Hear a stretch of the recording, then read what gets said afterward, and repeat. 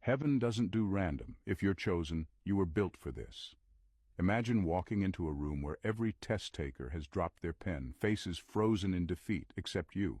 The final score is in 100%. No curve, no mercy, no second chances. You didn't just pass, you conquered.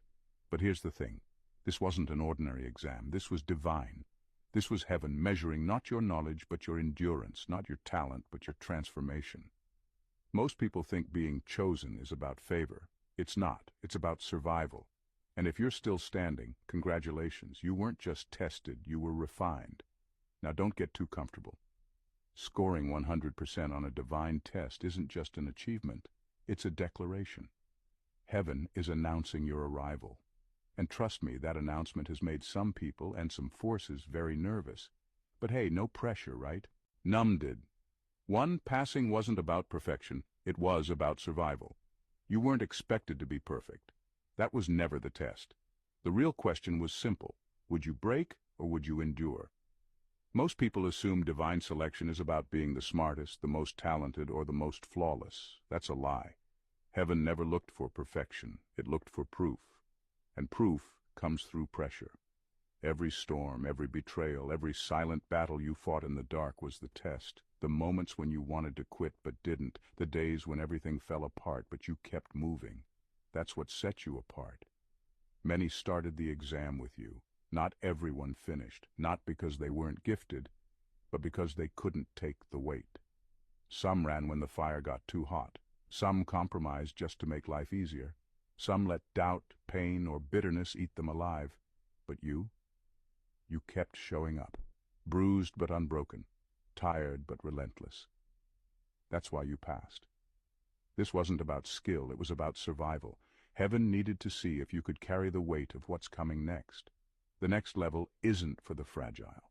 It's for those who have been tested and proven unshakable. And you? You proved it. Now let's be real. Passing didn't feel like winning. It felt like suffering.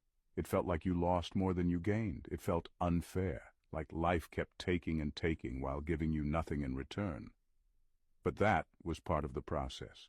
The stripping, the setbacks, the nights that made no sense. It wasn't punishment, it was qualification. Heaven wasn't trying to break you, it was trying to make sure you wouldn't break when it matters most. So no, you didn't pass because you were the best. You passed because you endured what others couldn't. And now you're ready for what they'll never see coming. Number 2, your wounds are the proof, not your words. People love to talk about their victories, but heaven doesn't validate words, it validates wounds. The proof that you passed wasn't in what you said, but in what you survived. The scars, the losses, the moments that left you gasping for air, that's the evidence. If being chosen was just about talking a good game, anyone could fake it, but suffering? That can't be staged. Pain has a way of exposing who's real and who's just pretending. Some people look the part, sound the part, even act the part, but when the pressure hits, they crumble, they disappear, they find an easier road. But you stayed in the fire. You let it refine you. And that's why you carry something they never will, undeniable proof. The problem is most people won't recognize it. They see the surface. You look the same, sound the same, walk the same. What they don't see is the internal transformation, the wisdom that came from the suffering, the authority that was built in silence. They won't understand why doors suddenly open for you, why favor follows you, why things shift when you speak. But heaven knows, and so does hell. The ones who have never bled for this will never understand the weight of it. You didn't just wake up chosen, you were proven. Every heartbreak, every betrayal, every dark season where you had to hold yourself together when no one else could. That was the test. And the fact that you're still here, still standing, still moving forward, that's the answer.